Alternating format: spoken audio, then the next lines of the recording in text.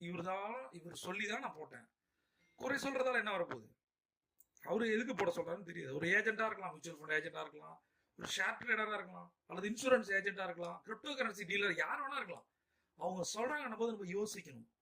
பணம் போனா வராது, வரல பரவாயில்ல, இன்வெஸ்ட் பண்ணலாம். அந்த மாதிரி நம்ம டிசிஷன் எடுக்கணும். அடுத்தது முத எடுக்கும்போது பிசினஸ் ஓனர்ஸ்க்கு சில பேர் எப்படி தெரியுமா, பிசினஸ் ஆரம்பிக்கலாமா வேணாமா, ஆரம்பிக்கலாமா வேணாமா.